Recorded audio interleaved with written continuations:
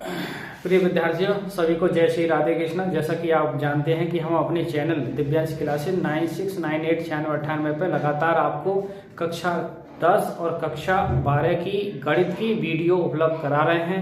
संभावित प्रश्न यानी बोर्ड परीक्षा में जो संभावित प्रश्न है, महत्वपूर्ण प्रश्न है, उनकी श्रृंखला आपको लगातार चैनल पर अपडेट कराई जा रही है। आप हमारे चैनल पर बने रहिए और भी विद्यार्थियों को लाइक और सब्सक्राइब करवाइए, जिससे उन और विद्यार्थियों का भी भला हो। तो आइए आज हम कक्षा 12 गणित के चैप्टर नंबर 3 की ओर चलते हैं। चैप्टर नंबर 3 जो है वो आव्यूह से संबंधित है। तो आज आव्यूह का गुणनफल क्या है, आज आइए उसके बारे में पहले मैं इसकी डेफिनेशन लिखता हूँ, फिर आपको मैं आपको समझा आव्यूह से संबंधित जो कुछ नियम है वो नियम मैं आपको बताता हूँ, फिर आव्यूह से संबंधित आपको मैं प्रश्न जो कराऊंगा, जो इम्पोर्टेंट क्वेश्चन है। ठीक है, तो विद्यार्थी देखिए आव्यूह का गुणनफल पहली है टॉपिक है आव्यूह का गुणनफल। तो आव्यूह का गुणनफल कब संभव, मैं आपको बता दूं इसकी जो परिभाषा आव्यूह के गुणनफल, यदि a तथा v दो आव्यूह हैं मान लो और इनका गुणनफल ab तभी संभव है जब a में स्तंभों की संख्या और b में पंक्तियों की संख्या के बराबर हो। यानी आव्यूह का जो क्रम होता है वो पंक्ति गुणा स्तंभ होता है। तो मान लो आव्यूह a का जो क्रम है वो m गुणा p है, m मतलब m पंक्ति है और p स्तंभ है। b आव्यूह का जो क्रम है ऑर्डर है, क्रम को ऑर्डर कहते हैं, ऑर्डर भी फुल शब्द देता है, यानी पंक्ति p है और स्तंभ n है। तो अब देखिए a में a और b की हम गुणा तभी संभव है जब a में स्तंभों की संख्या, वही भाषा कह रही है, a में स्तंभों की संख्या और b में पंक्तियों की संख्या, यदि ये बराबर है तभी इनका जो गुणनफल है m गुणा n आएगा। यानी आप देख सकते हैं कि पंक्ति के में पहले वाले में पंक्ति, पहले वाले में स्तंभ, दूसरे वाले में पंक्ति बराबर होती है तभी गुणा संभव होगी। और जो क्रम होता है वो पंक्ति गुणा स्तंभ होता है, यानी उसको r गुणा c कहते हैं।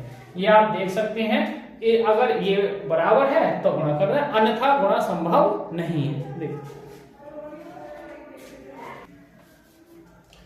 आइए विद्यार्थी, तो मैं आपको दूसरी हेडिंग बता रहा हूँ आव्यूह का परिवर्त। परिवर्त मतलब ट्रांसपोर्ट आव्यूह क्या होगा, किसी आव्यूह एक ही पंक्तियों को स्तंभों में और स्तंभों को पंक्तियों में परस्पर बदलने से प्राप्त आव्यूह को, दिए गए आव्यूह को क्या कहेंगे, परिवर्त या ट्रांसपोर्ट आव्यूह। इसे a डैश या a t से डिनोट करेंगे। इसकी कुछ शर्तें हैं, जैसे हम फर्स्ट कंडीशन क्या है कि यदि a प्लस b दो आव्यूह, इन दोनों का जोड़ का ट्रांसपोर्ट लिखा रहे हैं तो अलग a डैश और v डैश।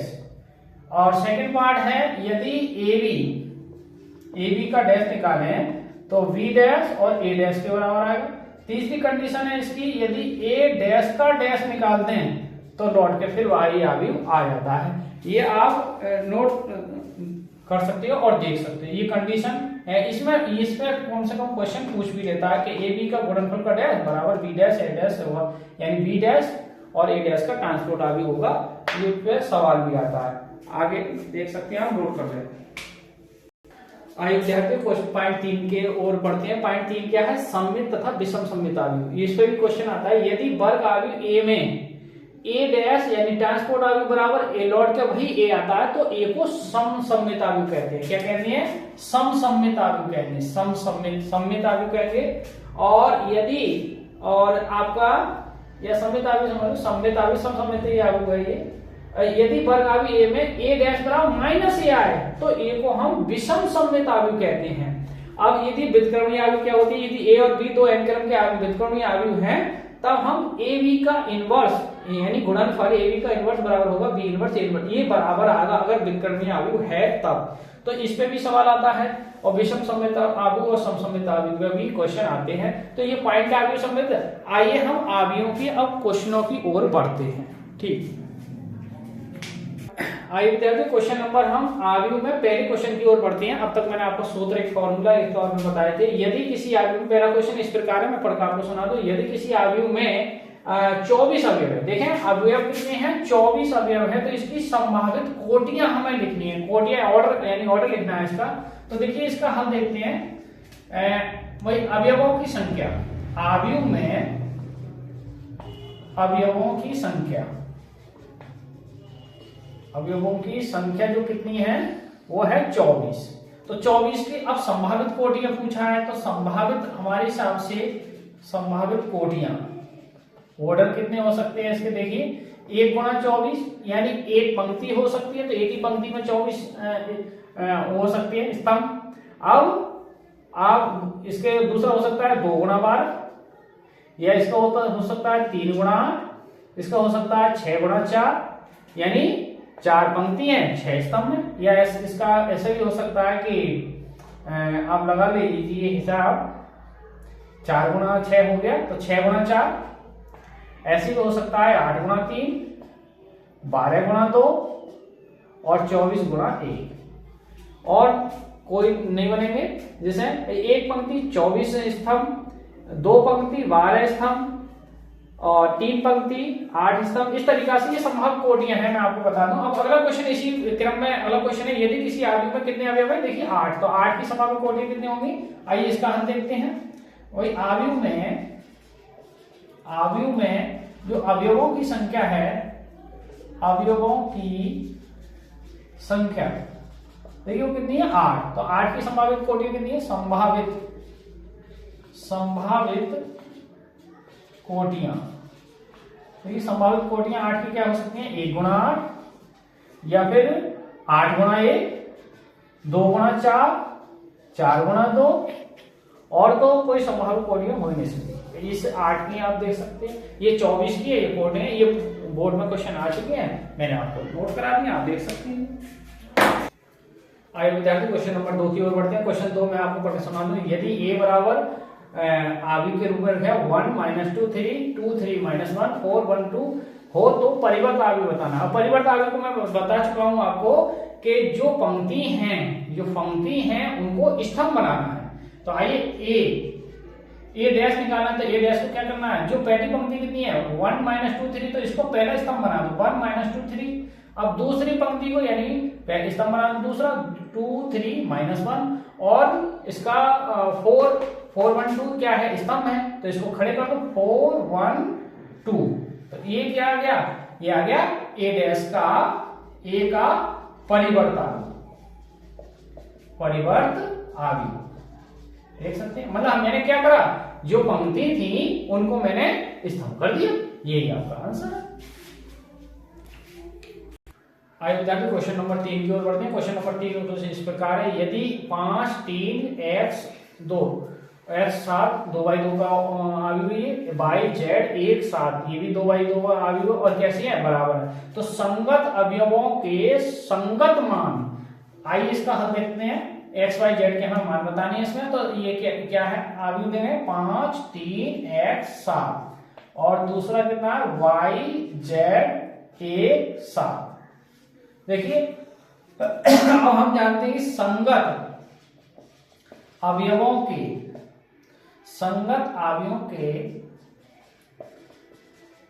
संगत मान कैसे होते हैं, बराबर होते हैं।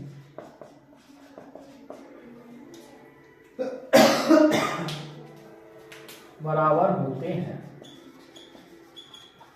तो देखिए 5 यहाँ y है, यहाँ x है, तो x की जगह कौन है, संगत एलिमेंट, यानी x की जगह कौन है 1। अब y की जगह कौन है 5 और z की जगह कौन है 3।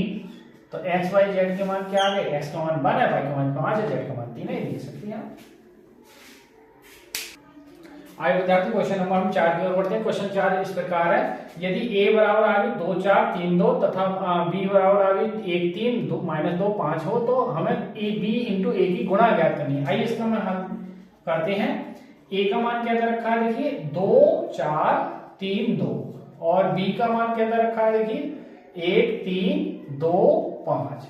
अब इनकी हमें b की गुणा करनी है a से, तो पहले b का मान है तो b का मान रखो 1 3 2 और 5 इंटू डॉट 2 4 3 2। अब देखिए गुणा कैसे होगी, पहले एलिमेंट, अब पहली पंक्ति में कर रहे हैं, पहली पंक्ति की कर रहे हैं, दूसरे स्तंभ से पहले स्तंभ से करेंगे तो पहली पंक्ति में ही लिखा जाएगा। अब देखिए 1 की गुणा इससे होगी 2 से, तो 1 गुणा 2। अब 3 की गुणा 3 से होगी, प्लस का चिन्ह लगाएंगे 3 गुणा 3। अब देखिए पहली पंक्ति चली तो पहली पंक्ति में लिखा जा रहा है। अब चूंकि पहले स्तंभ में पहले स्तंभ से गुणा होगी तो पहले स्तंभ होगी। अब पहली पंक्ति की गुणा दूसरे स्तंभ से होगी तो दूसरी जगह लिखा जाएगा। तो 1 की गुणा कैसे होगी 4 से, तो 1 गुणा 4 और फिर 3 गुणा कैसे होगी 2 से, तो 3 गुणा 2। अब पहली पंक्ति का काम खत्म, तो पहला पंक्ति कंप्लीट हो गई। अब दूसरी पंक्ति से लेंगे तो दूसरी पंक्ति में 2 की गुणा कितने होगी, -2 की गुणा 2 से होगी, प्लस 5 की गुणा 3 से होगी 3 से, 5 गुणा 3, फिर -2 की गुणा 4 से होगी तो -2 गुणा 4, और फिर 5 की गुणा 2 से होगी प्लस 5 गुणा 2।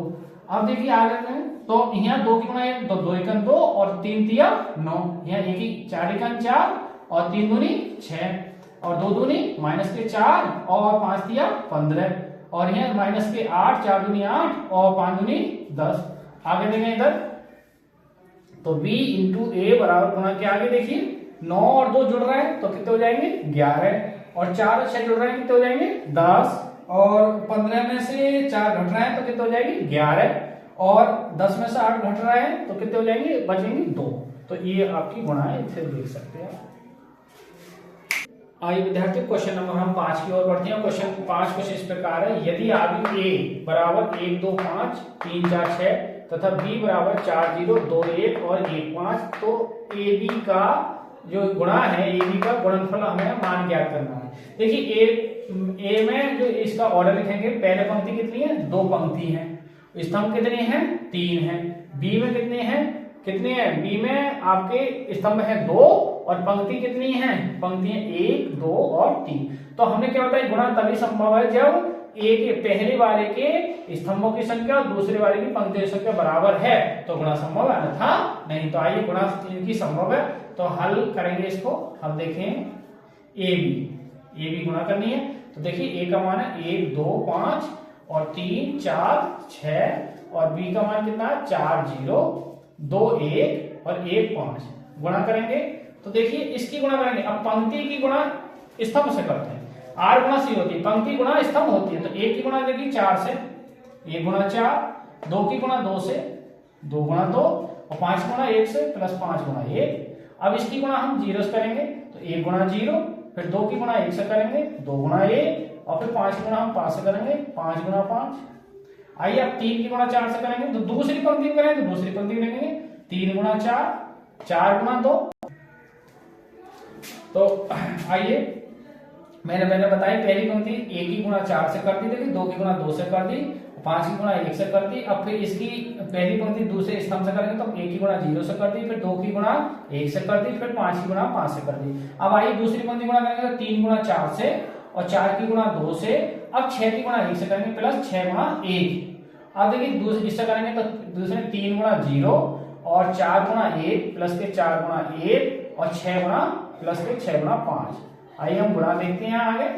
तो 4 गुणा 1 से 4 एकन 4 प्लस 2 दूनी 4 5 एकन प्लस 5, ऐसे 1 0 0 2 एकन 2 प्लस के 5 पंजे 25 3 चौक 12 4 दूनी 8 और 6 एकन 6 3 0 0 4 एकन 4 और 6 पंजे 30।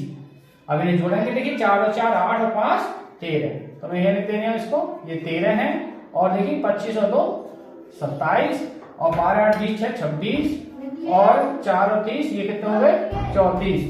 तो आइए ये गुणा आपकी देख सकते हैं, ये आपका फाइनल आंसर आ गया। आइए फिर विद्यार्थियों, तो जैसा कि आपने आज आयु के कुछ इंपोर्टेंट क्वेश्चन देखे, कल आयु के और नेक्स्ट वीडियो में हम भी आयु के और सवाल कराएंगे और तब तक आप हमारे महत्वपूर्ण प्रश्नों की श्रृंखला आपको मिलती रहेगी। और भी बच्चों को लाइक और सब्सक्राइब करिए, हमारे चैनल पर बने रहिए। इसी के साथ सभी को जय श्री राधे कृष्णा।